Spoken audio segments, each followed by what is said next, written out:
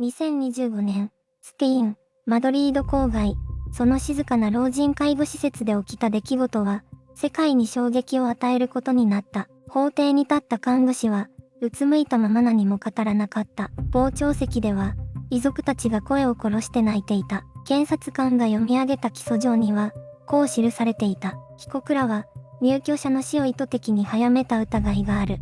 と、しかし、事件が明るみに出るまでには、長い沈黙があった。2025年の上半期、わずか6ヶ月の間に、この施設では12名の高齢者が相次いで亡くなった。死因はいずれも、肺炎や心不全といった自然死として処理されていた。年老いた体が静かに限界を迎えた。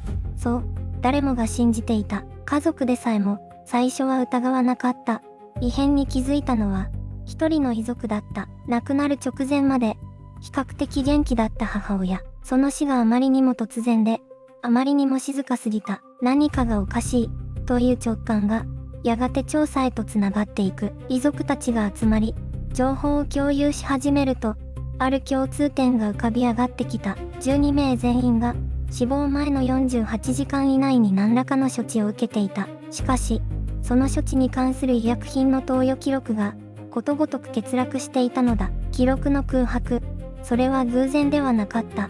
警察が動いた。施設内の監視カメラの映像を解析し、薬品の在庫記録を精査した。すると、3名の看護師が、強力な鎮静剤を規定量を大幅に超えて投与していた疑いが浮上した。さらに、施設側が提出した保険請求額のパターンを分析した結果、死亡件数と請求額の増加に、不自然な相関関係があることも判明した。これは偶発的な過失ではなく、計画された行為である可能性が、捜査当局によって指摘されることになる。なぜ、このようなことが起きたのか、そして、犠牲になった12名は、どのような日々を送っていたのか。次は、彼らが施設で過ごしていた、最後の日常へと迫っていく。マドリード郊外に、緑に囲まれた静かな介護施設があった。白い壁に赤い屋根瓦、中庭には小さな噴水があり、午前中には陽光が差し込んでいた。そこは、表向きは穏やかな老後の場所だった。エドアルド・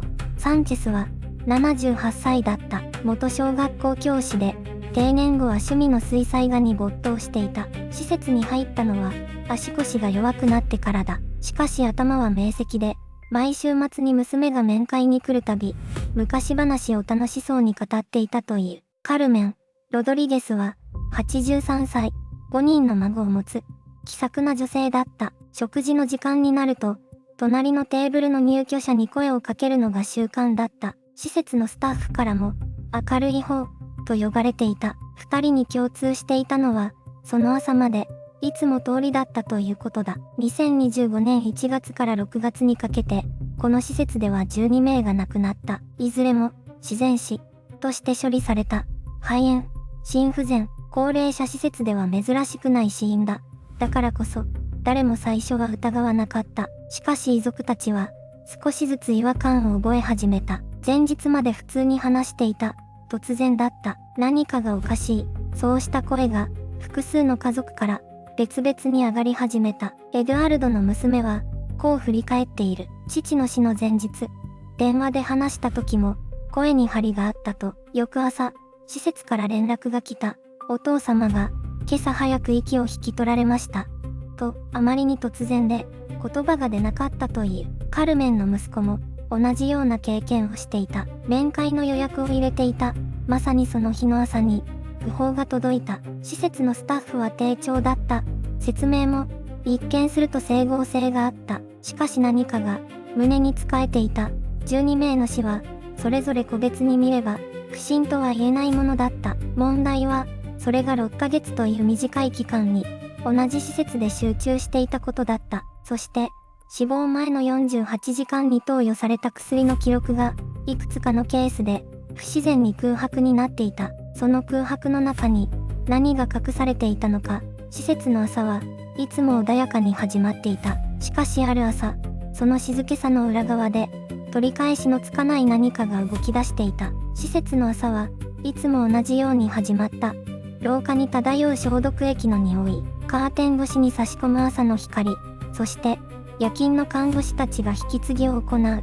静かな時間、マドリード郊外に位置するその介護施設は、外から見れば、何も変わらない場所だった。緑に囲まれた中には、穏やかな表情の職員たち、家族が安心して預けられる場所として、地域での評判も高かった。しかし、2025年の初頭から、奇妙なことが続いていた。1月に1人、2月にまた1人、そして3月には、わずか2週間の間に3人が、相次いで息を引き取った。いずれも高齢者だった。死因は、肺炎、あるいは心不全。どれも、高齢者施設では珍しくない死因とされた。担当医師は、それぞれの死亡診断書に、淡々と署名をした。異変に最初に気づいたのは、一人の遺族だった。78歳の父親を預けていた、マルティネスという男性だった。父親は、入所前まで比較的元気だった。歩くことも、話すことも、まだできていた。それが、ある夜を境に、急激に容体が悪化した。そして翌朝、施設からの電話で、息を引き取ったことを知らされた。マルティネスが不審に思ったのは、その速さだった。前日の面会では、普通に会話ができていた。食欲も、いつもと変わらなかった。なぜ、たった一晩で、これほど急変したのか。施設側の説明は、簡潔だった。年齢を考えれば、突然のことは珍しくありません。その一言で、話は終わろうとしていた。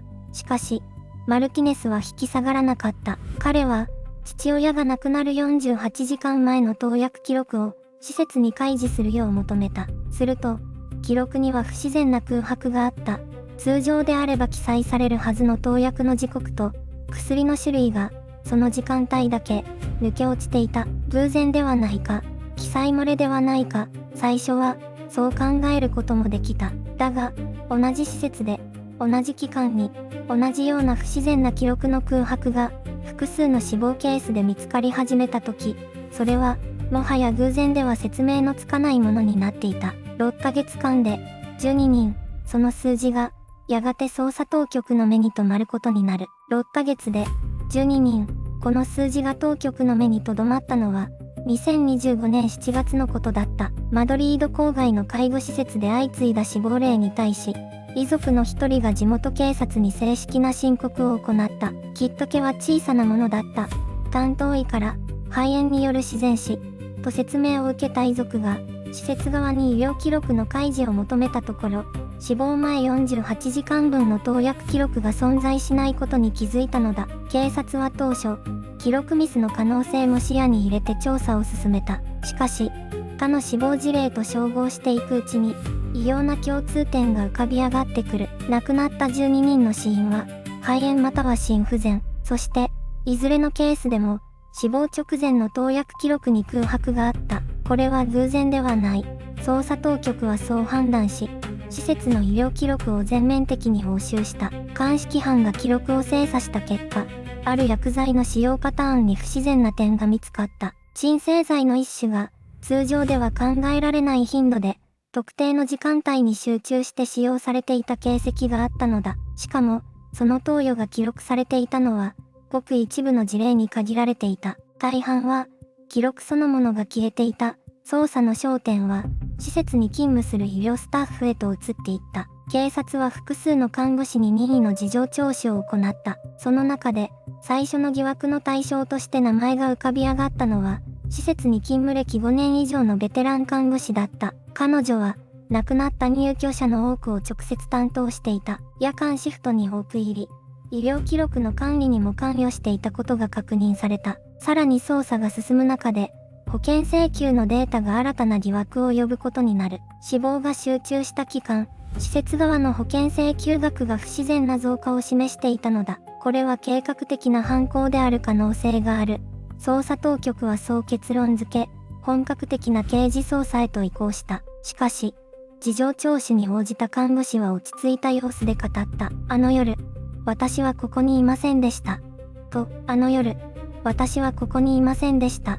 その言葉は、静かに、しかし確信を持って語られた。事情聴取の場で、看護師の一人はそう述べた。表情は穏やかで、声も揺れていなかった。まるで、何度も練習してきたかのように。捜査員たちは即座にアリバイの確認へと動いた。彼女がいなかったと主張した夜、その夜に亡くなった入居者は一人ではなかった。記録上、その夜だけで2名が自然死として処理されていた。防犯カメラの映像が紹介された。しかし、施設内のカメラはその時間を帯び、複数箇所で記録が途切れていた。機器の不具合として報告されていたが、不具合が生じたタイミングはあまりにも都合が良すぎた。勤務表も調べられた。問題の夜、彼女の名前はシフトには入っていなかった。だが、別の看護師の証言が新たな矛盾を生んだ。その日、彼女が廊下を歩いているのを見た。と、もう一人の看護師の証言も食い違いを見せた。3人のうち、誰かが嘘をついている。あるいは、全員が何かを隠している。捜査当局は医療記録の再精査に着手した。薬剤の投与履歴は、一部が削除されていた形跡があった。上書きではなく、意図的な消去だ。そして2026年、当局はついに公式見解を発表した。12名の死亡は、自然死ではない可能性が高い。施設側はこの発表を強く否定した。適切なケアを提供していた、と繰り返した。しかし、遺族たちはすでに知っていた。愛する者の最後の夜に、何かが起きていたことを、アリバイは、崩れかけていた。しかし、捜査はここで思わぬ壁に直面する。3人の看護師それぞれの供述が、細部では一致しているにもかかわらず、核心部分だけが巧妙にすれ違っていたのだ。これは偶然ではない。捜査員の一人は記録にこう書き残している。口裏を合わせた痕跡はあるが、完全には合っていない。ひとしきれが生じている。と、そのひとしきれこそが、真実への入り口になるかもしれなかった。切れは、静かに広がっていた。3人の看護師は、それぞれ別々の取り調べ室に連れて行かれた。捜査員たちは意図的に、彼女たちを引き離した。互いの言葉が届かない場所で、それぞれの記憶を語らせるために、最初の供述は、驚くほど滑らかだった。まるで準備していたかのように、言葉が流れ出た。勤務時間、投薬の手順、夜間の巡回ルート、細部は驚くほど一致していた。しかし、捜査員たちはある違和感に気づいていた。一致しすぎている。ということへの違和感だ。人間の記憶とは、本来、揺れるものだ。同じ出来事を経験した3人が、全く同じ言葉で語るとすれば、それは記憶ではなく、台本だ。しかし、その台本には、ほつれがあった。核心の部分だけが、微妙にずれていた。12人の死亡者のうち、特定の3名に関する投薬記録、その空白の時間帯について、3人の供述は微妙に食い違っていた。1人は、午後10時以降は何も投与していない、と言った。別の1人は、夜間の投薬は担当外だった、と答えた。そして3人目は、沈黙した。その沈黙が、最も雄弁だった。捜査員は記録に書き留めた。3人の間に、ひとしきれがある。と、完全には合っていない。しかし、そのひとしきれは偶然ではない。意図的に縫い合わせようとした跡が、かえって亀裂を深くしていた。目撃者の問題も浮上した。施設内には、深夜の巡回を目撃した可能性のある人物が、少なくとも2人いた。清掃担当の職員と、夜間警備の男性だ。しかし、2人とも最初の聴取では、何も見ていない、と答えた。これも、また、ひとしきれだった。夜間の廊下で何かが起きていたなら、誰かが知っているはずだ。施設の構造上、完全に人目を避けることは難しいにもかかわらず、誰も何も見ていないといい。捜査チームは、方針を変えた。目撃者ではなく、記録を追うことにした。施設内の防犯カメラの映像ログ、投薬管理システムへのアクセス履歴、そして保険請求のタイムスタンプ。人間が嘘をついても、データは嘘をつかない。そして、そこに、もう一つの名前が浮かび上がった。3人の看護師の影に隠れるように、しかし確実に、関与を示す痕跡を残していた人物が、捜査は、第2の容疑者へと向かい始めていた。その名前は、最初から記録の中にあった。ただ、誰も気に留めていなかっただけだ。捜査チームがアクセス履歴を精査したとき、一つのパターンが浮かび上がった。3人の看護師が投薬記録を操作した時間帯の、わずか数分前、必ず、別の ID がシステムにログインしていた。同じ施設に勤務する、准看護師の女性だった。年齢は42歳。勤続年数は8年。施設内での評判は、決して悪くなかった。むしろ、入居者の家族からの信頼が厚い人物として知られていた。だからこそ、誰も疑わなかった。彼女の名前は、エレナ・モレノ。表向きは、夜間の投薬補助を担当するスタッフだった。しかし、記録は別の顔を示していた。死亡した12名のうち、9名の最終投薬記録に、彼女の ID が紐づいていた。しかも、その記録は通常の業務時間外に入力されていた。深夜2時、午前3時、時には明け方の4時過ぎ、誰もいないはずの時間に、彼女はシステムを操作していた。捜査官が彼女の勤務シフトと照合した時、さらに奇妙な事実が判明した。記録が入力された夜、彼女は公式には休暇を取っていた。施設にいるはずのない人間が、施設のシステムを動かしていた。では、誰が彼女の ID を使ったのか、それとも、彼女自身が施設に忍び込んでいたのか。防犯カメラの映像ログが、次の答えを指し示していた。通用口の映像に、フードを被った人物が映っていた。顔は判別できない。しかし、その人物が施設に入った時刻は、システムへのアクセス時刻と完全に一致していた。偶然ではない。捜査チームは、エレナ・モレノと被害者たちの関係を洗い始めた。すると、思いがけないつながりが見えてきた。死亡した入居者のうち、少なくとも5名が、彼女と個人的な接点を持っていた。面会記録、家族への連絡履歴、そして施設外での接触を示す証言。彼女は単なる補助スタッフではなかった。被害者たちのもっと深いところに入り込んでいた。その目的が何だったのか、3人の看護師との関係はどうだったのか、すべての答えは、まだ霧の中にあった。しかし捜査は、確実に確信へと近づいていた。捜査が確信へと近づいていた。まさにその瞬間だった。マドリード郊外の介護施設。その白い廊下の奥に、長らく隠されてきた事実が眠っていた。警察が最終的に照合したのは、3人の看護師の勤務記録だった。死亡した12人の入居者、その全員について、死亡前48時間以内に、特定の看護師が夜間シフトを担当していた。1人でも偶然とは言える。3人でも、まだ偶然かもしれない。しかし12人全員となれば、もはや偶然という言葉は使えなかった。捜査官たちが次に目を向けたのは、薬剤の投与記録だった。電子カルテには空白があった。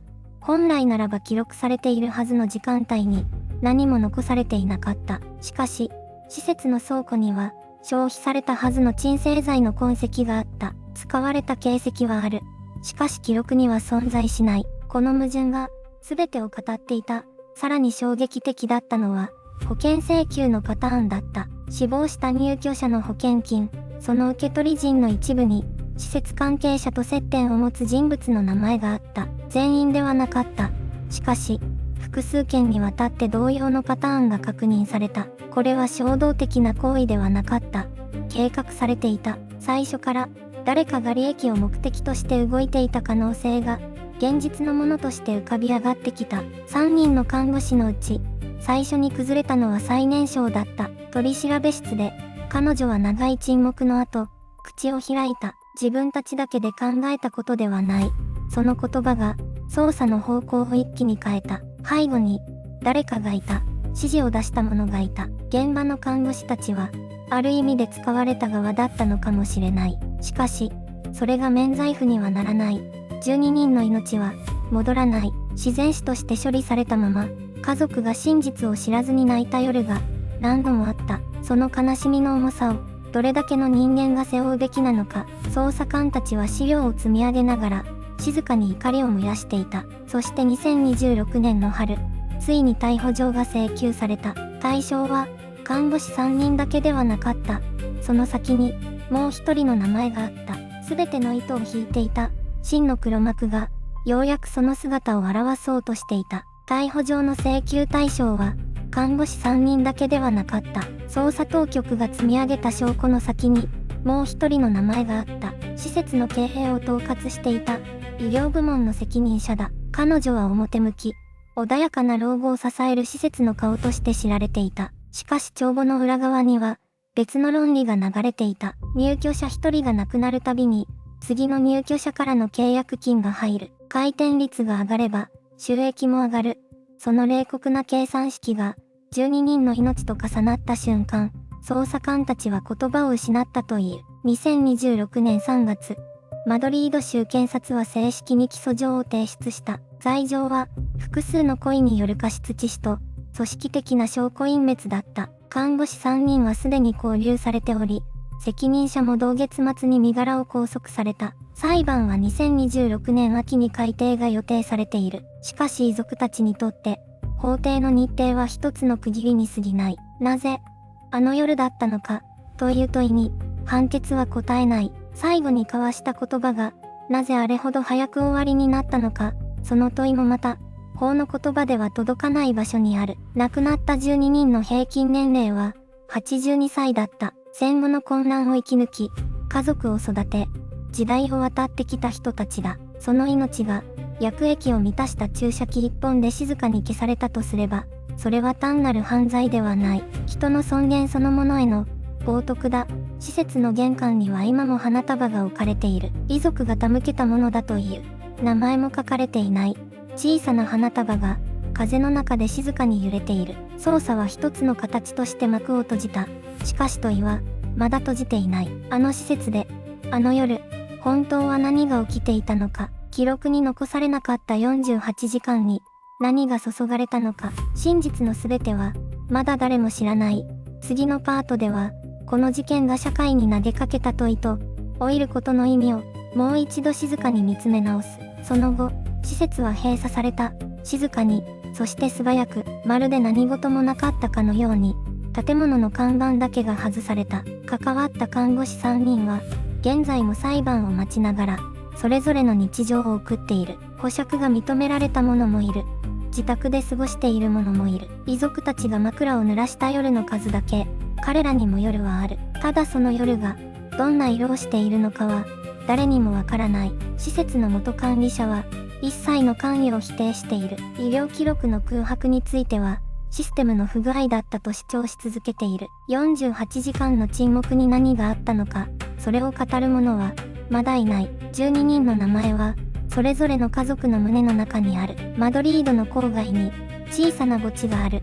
そこには、老いていった人々が眠っている。穏やかな死だったのか、それとも、声にならない痛みの中で言ったのか。石の下に眠る者は、もう何も語らない。語れない者の代わりに問い続けることが、残された者の責任なのかもしれない。この事件が問いかけているのは、一つの施設の話ではない。老いることの意味だ。誰かに委ねなければ生きられなくなった時、人はどこまで守られるべきか。信頼とは何か、ケアとは何か。2026年の今もなお、世界中の施設で、数えきれない老人たちが眠っている。その眠りが、安らかなものであってほしいと、ただ祈るしかない夜がある。名前のない花束は、もう風に散ってしまったかもしれない。それでも、問いだけは残る。誰かが覚えていなければ、真実は二度と死ぬ。覚えていることが、せめてもの弔意になるなら、今日ここで、あなたと一緒に、この問いを抱えていたい。